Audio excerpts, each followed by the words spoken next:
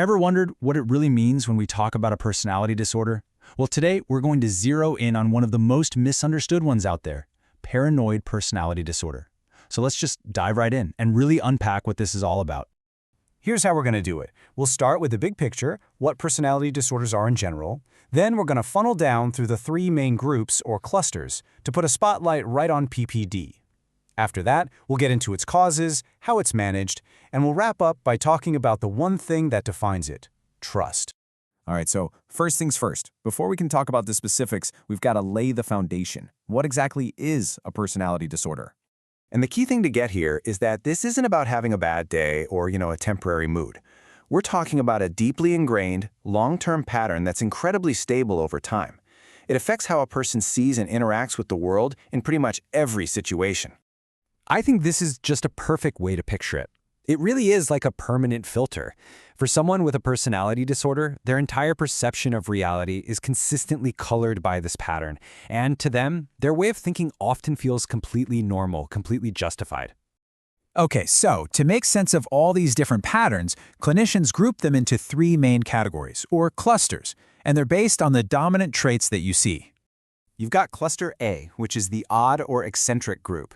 Then there's Cluster B, which is all about dramatic or erratic behaviors. And finally, Cluster C, the anxious or fearful group.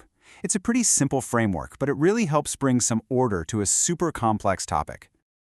So we're going to be focusing on Cluster A today.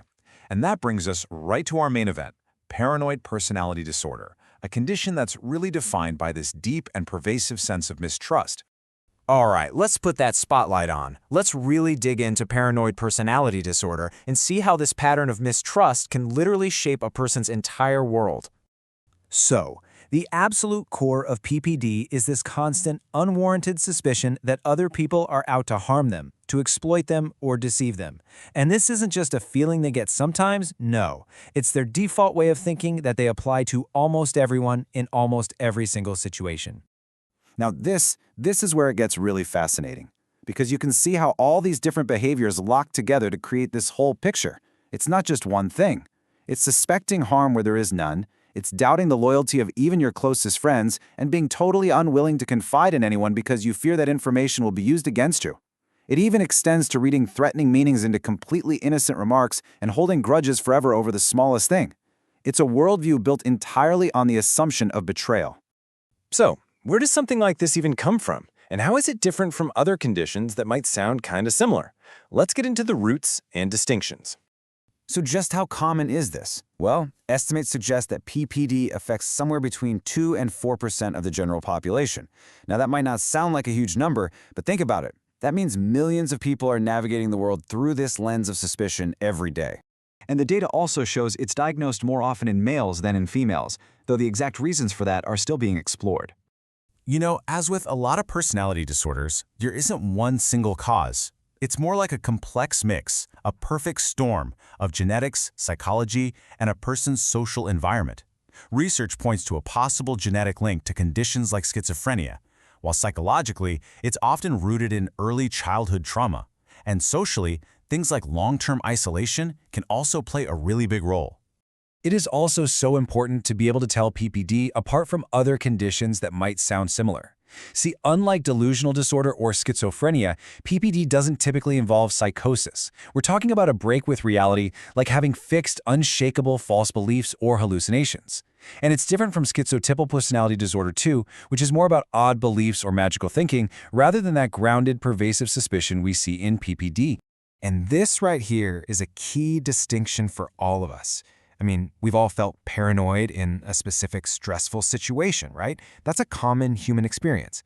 But that's not PPD. PPD is totally different. It's a lifelong, pervasive pattern where the person feels their deep suspicions are entirely rational and justified no matter what the situation is. So what can be done? Let's talk about the path to actually managing paranoid personality disorder. The number one most recommended treatment is long-term psychotherapy, because it's really in therapy where the tough work of untangling and challenging these deeply ingrained thought patterns can actually begin. But you can immediately see the central challenge here, right? How on earth you get someone whose core issue is a total lack of trust to trust a therapist. It is incredibly difficult. The therapist has to be so consistent and transparent, slowly, patiently building a relationship to help the person begin to question their own rigid beliefs.